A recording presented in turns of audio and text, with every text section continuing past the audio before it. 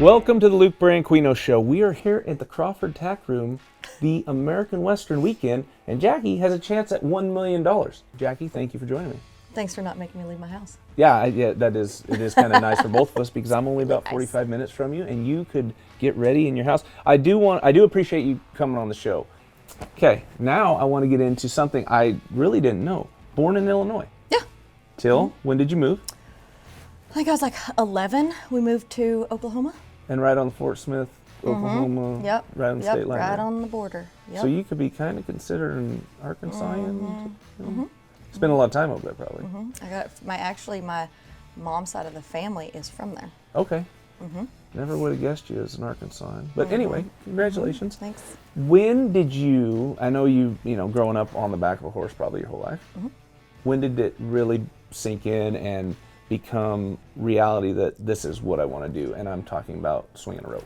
When I was in Illinois, there's obviously not as much opportunity for like younger kids rodeoing, but there's a ton of opportunity speed events. Right. So I ran barrels and poles and flags. Flags is a big thing up there. It's really pretty cool. You ever done a lemon and spoon race? The what? Lemon and spoon race. Maybe I think it was egg and spoon race. Well, maybe these people couldn't afford eggs. Okay. Anyway, it's a spoon and a little round thing that can't fall out of it. Lots of things. Yes. Yeah, there's lots of activity, lots of county fairs. Right. Lots of 4-H events. County fairs, 4-H, like tons of that stuff. And I grew up on the racetrack. My mom was the outrider at the racetrack. And so I was kind of a little race junkie. And then we went to all the county fairs and did all that. And I also started a little bit before I moved. I'd gotten old enough that I did team pinning. Team pinning was, it got big up there. So that was kind of fun. And so then we moved to Oklahoma and it's like, all right, we're going to go run barrels at, wherever. And my family, my dad's side of the family had roped, but I just never was old enough and I wasn't around it that I never roped when I was young. So anyways, we go down there and it's like a junior rodeo, it's like down here. And so there's kids roping and I see girls roping and I'm like, oh, that's so cool. I had been around roping and I knew my family did it and stuff. But anyways, being a tomboy, I just always resonated with like that, doing the athletic stuff, and I just thought it was so cool. So I turned my little ratty barrel horse, oh, she was so ratty, and I turned her into a breakaway horse, and she ended up being amazing. And my mom had told me, so I was in like junior high, I don't know, 8th grade, something like that, and I entered on this horse. I roped the dummy some, and I got her where I could swing the rope, and I chased a few cats. Anyways, I enter one time, and I catch, and I win. And so I'm like, what the heck, this is so cool.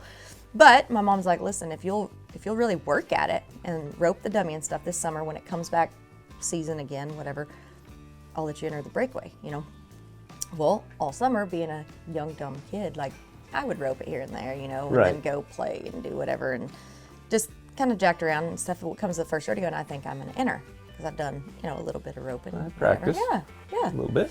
And my mom's like, no, not you're enough. You're not. So then finally at some point it kicked in that, hey, you gotta work at it. And so I worked at it and then finally I got to go, I guess my sophomore year to high school rodeos. And my sophomore year, I won like 6th. Like I was still the kid that like. And that was in Oklahoma. That was in Oklahoma, 6th in state, my sophomore year. And like I was like that kid that like put my hat on the back of my head and like when I nodded, like. Oh yeah. Yeah, so Did you wear glasses too? No, because I seen no one of your glasses. pictures in the bathroom. Oh yeah. That you had glasses on with your team. I'm pretty. Nice. I need glasses, but I just don't like wearing them. But contacts? No. I can see fine right here. It's just. But the calves are. I know. It's why I can't reach as good now, I think. So glasses would elevate your roping, and you don't want to do that? I'm getting closer to that. Yeah. Whatever. I just don't want to admit. I'm not that old yet. Yeah. So. After sophomore year, I ended up like 6th. I went to state, ended up like 6th in the state. But junior year, kind of got it figured out more and really got to working at it and whatnot. And I won state in Oklahoma my junior year. Nice. And then I won second my senior year. But it was kind of felt like my childhood was weird. Like my high school childhood was weird. My mom did such a good job of like trying to keep me busy. And I did love sports and I loved athletics. I've never owned an arena until this arena right here. This is the first arena I've ever owned. And we lived in a place and then we rented like these traps for our horses that was down the road. And so I'd get up and everything I did, my mom said, you got it. If you're going to do it, you do it extra. Yeah. So I played basketball and I love basketball. And we would go every morning, and practice would start at like 6:30. 6:30, I don't know, it was early, 6:30 or 7, and my mom made me go in 30 minutes before, and she would even go in with me sometimes, like rebound for me, and I'd shoot. Oh, nice. Yeah, and so like it was always, she always pushed me to be that extra. And so we'd go do that, then I'd go to school, and I'd be so tired that I'd sleep most of the day, but then I'd get done, and I'd go home, and I'd either, go get horses, load them up, go somewhere to rope. Well, when you don't have your own place, it also comes with like, that's another thing. I'm going to put out a post about arena etiquette. I've had some parents like begging me to do an arena etiquette post.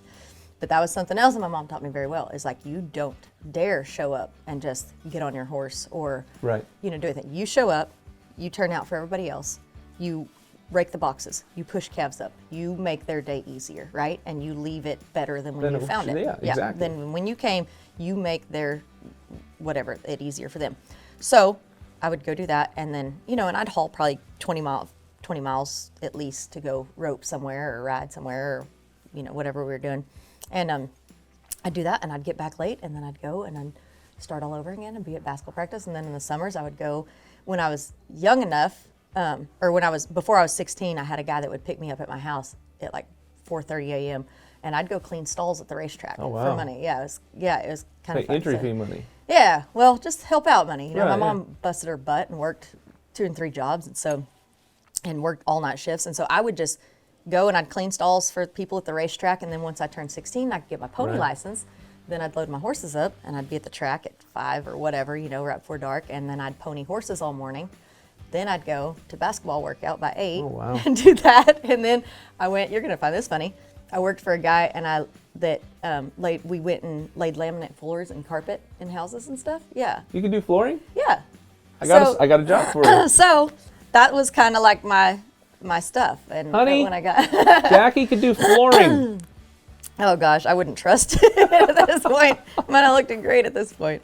But anyways, so that's what I spent a lot of my childhood very tired, like in high school. Like they would find me pulled up with my horses in the trailer sometimes. Sleeping. I'll never forget. Yeah, like I would just be like, I'd pull up to this place where we kept them, which was just like a mile from my house, like where we were living, and literally I would just kind of doze off. Go sleep in the truck. It was right there outside the road. But I mean, so you're talking about the child. That work ethic is why you are at where you're at in your life 100%. Today. And I mean in so many aspects, not just roping, but with your people skills, your lessons, and how you treat people, and how you respect, everything that life has given you. You're taking that and giving it back to everybody else, and that's what I think is amazing. And in all honesty, I mean, before this year at the national finals, we would say hi, we would talk, we would, but we never would bullshit and get into it. And that's what I feel, for me, getting to know you in more than just of a professional view is amazing. And I think, thanks. You're a pretty cool person. Your husband's cooler though. I mean, old Chuck. Yeah. No, he's not. Chuck's not cooler than Jackie. And Charlie is also an 11-time NFR qualifier. 10-time. 10-time NFR. 10-time and in the heading, not the heeling. I don't know. Does he heel? Do you heel better than him? He heals. Yeah, I know he heals, but decent. Do you heel better? No, I don't. I wish I could say I did, but I don't. Well, my healing is like, it's kind of like. You're probably like an 8. No. 6? 6. It's only 2 numbers different. Yeah, it's a little different. I mean, on a bar scale, that's a big difference. Yeah, it's big. Yeah. Well, Jackie, probably in my opinion, the very best women's roper, or I mean, in that matter, I would match you against a lot of men. But do you, like, I know you and Larry D spent a lot of time together. Uh-huh. Do you attribute, obviously, a lot of what she's done to help you to get to where you're at too? Yeah, I mean, I learned, so when I worked for Larry D, I learned a ton about like the horsemanship side, and a ton about like the correctness of roping. And so like before I worked for Larry D, I was kind of a gunslinger. Like, right. I mean, like I'd won a ton, I'd won a lot of stuff, but kind of hadn't had that real, like I had horsemanship, but not like the real horsemanship. I'd never rode horses that were like really broke, like in the sense of, not gentle, like we would get them broke gentle. We got horses off the track and all that. My mom was really good with horses, but that next level step up. Right. You know, got where I could, you know, ride young horses at Trevor's in the calf roping and turn around and him take them and love them. Right. You know, like type that was really cool for me, and learning that, and then being able to combine that with my Okie freaking slinging it. You know, if I could, when I could find that balance, that's what I felt like I loved, and that was kind of my style.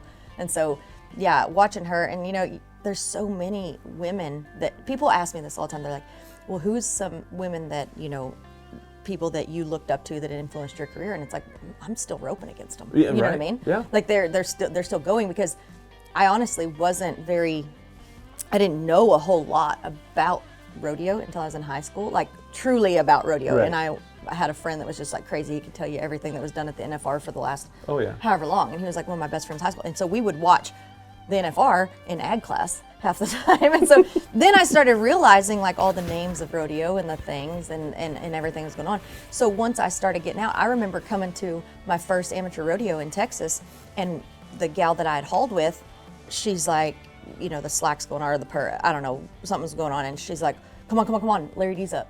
And I was like, and I ran to the fence, and I was like, who? Larry who? Like, what? And I didn't know anything. She's like, Larry D guy, like, watch. And I was like, who, what is that? What does she do?